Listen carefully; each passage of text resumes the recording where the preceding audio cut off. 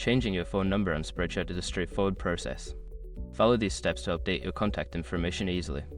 Step 1. Log in. Before changing your settings, use the srock.com link in the description to open the password strength checker, then update your password if needed. Step 2. Access account settings. Once logged in, navigate to your account settings. This is usually found in the upper right corner of the page under your profile or account name. Step 3. Find personal information.